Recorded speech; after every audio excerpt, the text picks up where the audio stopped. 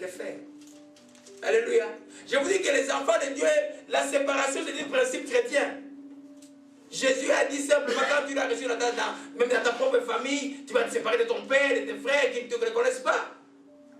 Alors si les chrétiens ne peuvent pas vivre la joie de la séparation chrétienne, il y a un problème. Alléluia.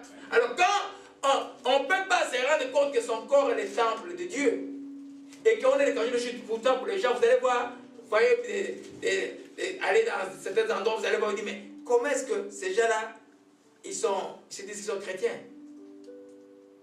Amen. Parce que la mode, c'est le monde qui... Le monde là, quand on a changé de mode, on était enfant là au Congo, quand on a changé de mode, moi je m'appelle, on a changé de mode, on a retourné à l'internat, et puis papa m'amène chez le tailleur, il dit non, lui il faut le mettre 20 cm ici, alors que tout le monde avait 30. Alors je me dis que j'ai passé des nuits difficiles. Alors j'arrivais à l'internat, et vous connaissez le frère Emery qui est à Toronto, Emery Window. Son grand frère était mon ami, alors lui, il avait plein d'amis, et puis mon cousin Rigobert, moi je prenais leur pantalon, je portais, mais l'uniforme de papa, je ne le portais pas. C'est la mode peut avoir un pouvoir terrible sur les gens. Mais nous avons maintenant Christ en nous. Nous devons, notre mode, ce qui plaît à Dieu. Amen. L'idole du monde, quand elle est dans ta vie là, elle va refréner l'action du Saint-Esprit dans ta vie. Tu ne peux pas voir la puissance de Dieu. Amen. Et à un moment, tu vas être frustré, tu sais. Alléluia. Amen. Alors, c'est très important de voir ces choses. Il y a plein d'idoles dans le monde. J'en ai fait la liste là. Vous allez voir l'idole de l'intellectualisme au monde. Hein? On croit même que c'est lui qui est le plus intelligent que Jésus-Christ, c'est lui qui est sage. C'est faux. Tu peux avoir tous les diplômes d'université, mais tu es zéro en sagesse. Sinon, on ne trouverait pas de diplômes d'université qui sont divorcés 5 fois. Quand tu es divorcé 5 fois, ça signifie quoi? C'est des femmes qui écoutent sont mauvaises. Il y a un problème. Amen. Alors, dans le monde, tout ce qui est dans le monde est ennemi de Dieu, comme Paul l'a dit. Et tout ce qui est dans le monde va, si vous le suivez, vous allez devenir idolâtre. Alléluia. Amen. Donc, l'esprit du monde, c'est quelque chose qu'il faut rejeter. Ne dites pas que je suis à l'abri de ça. Des fois, il faut demander à Dieu, Seigneur, montre-moi qui je suis et montre-moi ce que je dois changer pour te plaire. Des fois, Satan déjà connaît, il ne sait pas. Alléluia. Amen. Amen. J'allais dire quelque chose, je ne dis pas. Alléluia. Amen. Amen. Alors, parmi l'éducation des esprits aussi, nous avons c'est que les chrétiens ne pratiquent pas souvent. Dans beaucoup de pays, vous allez entendre des gens. Je suis allé une fois, je faisais un baptême, je crois, en 2007. Je suis allé préparer l'endroit. Je vois un endroit, je vois les gens, ils ont mis 2 colonnes de feu à côté de rivières, des prairies. Et ils sont en train d'invoquer la puissance des eaux. Aujourd'hui, là. Ici à Montréal. Donc il y a des gens qui font tout ce qui est dans la création, tout ce qui apporte la bénédiction, l'eau, le soleil et toutes ces choses-là. Il y a des gens qui passent leur temps maintenant à aller tirer de l'énergie. Pourquoi ils voient cette énergie qui est il y a toujours un démon derrière. À partir de l'homme va dire, moi je vais m'assurer à la création, il y a un démon qui vient parce que, comme je dis dimanche passé, chaque fois il y a blasphème, les démons sont contents. Amen. Chaque fois il y a blasphème, les démons sont contents. Chaque fois l'homme fait quelque chose qui est ignoble, Satan est content. C'est pour vous voyez les hommes qui sont dans le scrutisme, je n'ai pas besoin de, comme il présente sa fille, je n'ai pas besoin de révélations pour prier pour sa fille. Parce que la malédiction est là. Amen. La malédiction est là. Parce que dans le scrutisme, tu es automatiquement idolâtre. La malédiction suit ta famille directement jusqu'à la 4e génération. On n'a pas besoin des fois de révélations pour faire des délivrances pour une personne. Quand il dit que mon père est pharmacien, mon père, il y a déjà la malédiction dedans. Alléluia. Amen. Amen. Alors, cette forme d'idolâtrie est dans le conseil pour vous, pour aider les gens. Vous allez en Asie, il a été en Inde, la vie des Ganges, par exemple. Il y a des gens qui vont adorer les Ganges, c'est le fleuve Gange, non? En Inde. Amen. Mais ce n'est que de l'eau. C'est Dieu qui l'a créé. Alléluia. Amen. Donc c'est pourquoi Romains 5, verset 25 dit, ils ont adoré la création à la place du Créateur. Alléluia. Je vous dis que c'est une chose très, très mauvaise. Alléluia. On va continuer. Et nous voyons maintenant la 4e forme d'idolâtrie qui est maintenant, qui nous concerne souvent, qui est l'attachement au bien. Amen. l'attachement au matériel. Amen. Allons dans Colossiens 3, verset 5. Ça là, regardez ça, mes bien-aimés. Beaucoup de chrétiens sont là-dedans. Amen. Il y en a même pour les enseignent qu'il faut se battre à tout prix pour cette bénédiction matérielle. C'est la chose à recevoir de Dieu nécessairement. Alléluia. Colossiens 3, verset 5. Gloire à toi, Seigneur, que ton nom soit béni. Alléluia. Faites donc mourir les membres qui sont sur la terre, l'impudicité, l'impurité, la passion, les mauvais désirs et la cupidité qui est idolâtrie. Amen. La cupidité ou l'avarice, selon les versions de la Bible que vous avez, qui est idolâtrie. Amen. Un autre texte, donc lis-moi rapidement Ephésiens 5, verset 5. Ephésiens 5, verset 5. 5, verset 5. Ephésiens 5, verset 5. Amen. Car, sachez-le bien que aucun débauché ou impur ou cupide, c'est-à-dire idolâtre, n'a héritage dans le royaume de Christ et de Dieu. Amen. Amen. Amen. Amen. Cupide, c'est-à-dire idolâtre. Un avare, c'est quelqu'un qui aime les choses plus que tout. Il amasse, il croit qu'il trouvera le bonheur, sa protection des choses, des richesses qu'il amasse. Amen. Et la cupidité, ce n'est pas une histoire de riches ou de pauvres. On peut être pauvre, vivant à Calcutta, ou on peut être riche, vivant je ne sais pas où, et demeurer cupide, c'est une matière de cœur. C'est les gens où le mot donner est une torture. Vous avez déjà vu quelqu'un pour te donner $1, c'est une torture. Le pauvre en cours de route ne lui dit absolument rien. Il dit, mais il doit aller travailler. Il ne sait pas par où est passé cet homme-là.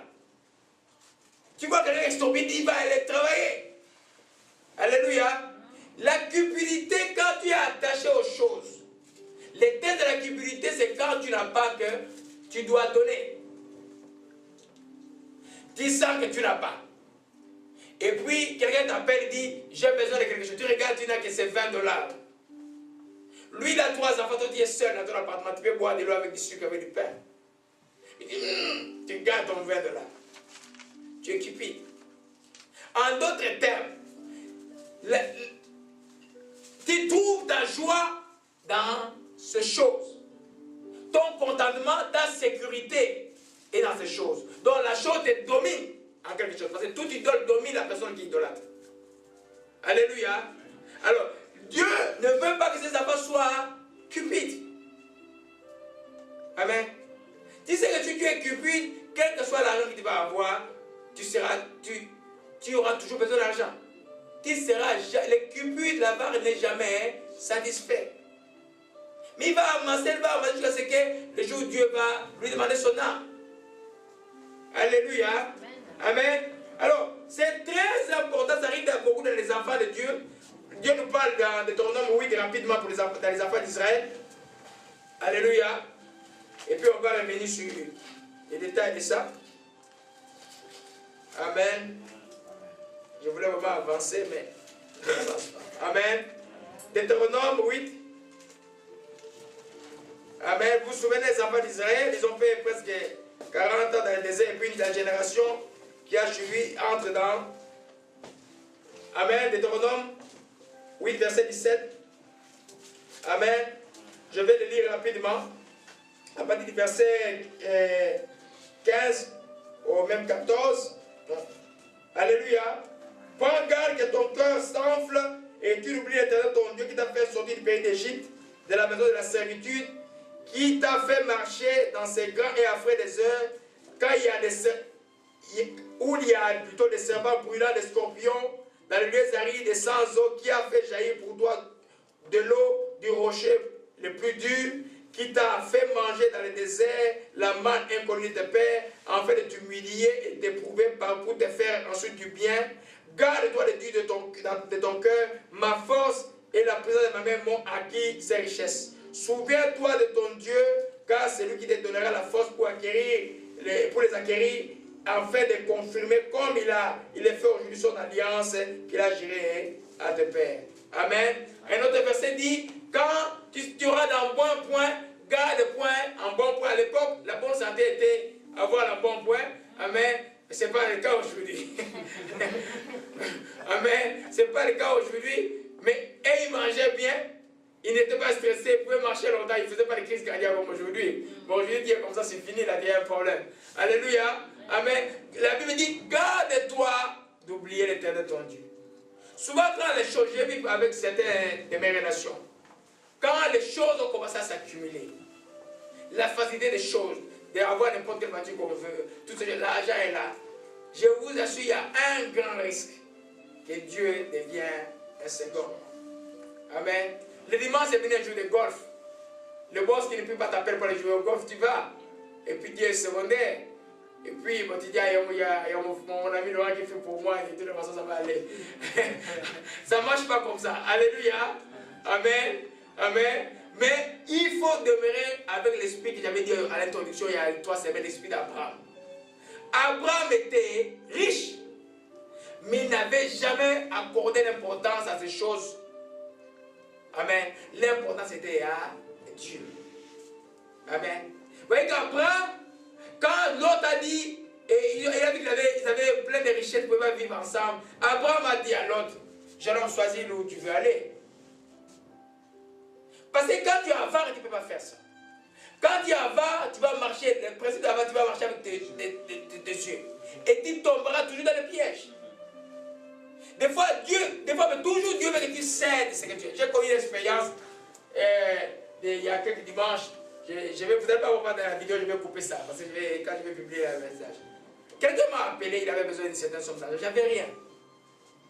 Mais je sais que c'est quelqu'un qui est bien, qui est quelque part, qui a une grande maison, qui vit bien. Mais comment il a pensé à Laurent que Laurent peut trouver cet argent?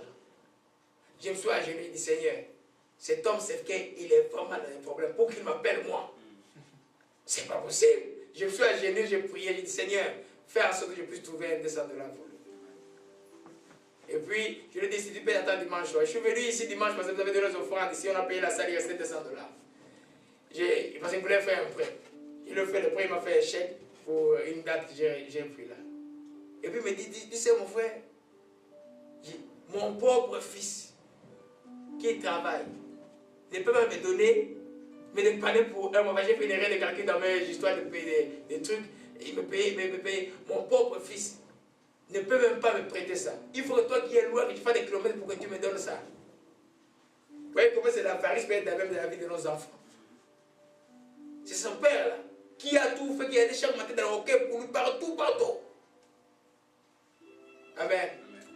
Non. La cupidité n'est pas pour les enfants de Dieu. Si tu es cupide, tu es de là, Dieu souvent qui va te contrôler parce que l'amour de l'argent, c'est d'abord, les cupides aura toutes sortes d'idoles.